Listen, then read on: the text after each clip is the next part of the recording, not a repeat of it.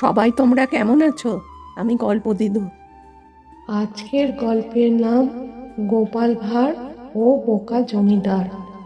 রাজা কৃষ্ণচন্দ্র রায়ের দরবারে একদিন এক ধনী জমিদার এলেন।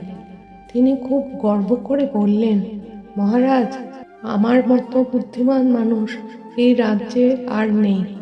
রাজা একটু হাসলেন, কিন্তু কিছু বললেন না। তখন তিনি ডেকে পাঠালেন তার প্রিয় বুদ্ধিমান সভাসদ গোপাল ভাঁড়কে। রাজা বললেন, গোপাল, এই জমিদার বলছেন তিনি খুব বুদ্ধিমান, তুমি কি একটু পরীক্ষা করে দেখবে? গোপাল হেসে বলল, মহারাজ, অবশ্যই। গোপাল জমিদারের কাছে গিয়ে বলল, আপনি যদি এত বুদ্ধিমান হন তাহলে একটা সহজ কাজ করুন, এই কাগজে আপনার বুদ্ধি লিখে দিন। জমিদার অবাক হয়ে বললেন, বুদ্ধি কি কখনো কাগজে লেখা যায়?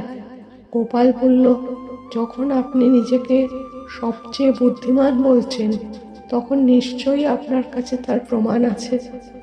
জমিদার একটু লজ্জা পেলেও হাল ছাড়লেন না। তিনি ভাবলেন কিছু একটা লিখতেই হবে। তাই তিনি কাগজে বড় বড় করে লিখলেন, আমি খুব বুদ্ধিমান। গোপাল কাগজটা নিয়ে রাজাকে দেখালো এবং বলল, মহারাজ, দেখুন, যিনি নিজের বুদ্ধি প্রমাণ দিতে গিয়ে শুধু নিজের প্রশংসা লেখেন তিনি আসলে বুদ্ধিমান নন। দরবারে হাসির রোল পড়ে গেল। জমিদার লজ্জায় মাথা নিচু করে দাঁড়িয়ে রইলেন। রাজা মুচকি হেসে বললেন, গোপাল, তুমি আবারও প্রমাণ করলে সত্যিকারের বুদ্ধিমান মানুষ কখনো নিজে থেকে নিজের প্রশংসা করে না। গোপাল হেসে বলল, মহারাজ, যে সত্যিই বড় তাকে বড় বলতে হয় না, মানুষ নিজেই বুঝে যায়।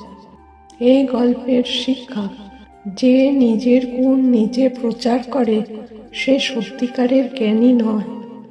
গল্প দিদুর এমন অনেক গল্পের জন্য ভিডিওটা লাইক করো আর শেয়ার করো, সাথে চ্যানেলটা সাবস্ক্রাইব করতে ভুলো না। তাহলে আজকে আমি আসি, নতুন গল্পের সঙ্গে তোমাদের সাথে দেখা হবে।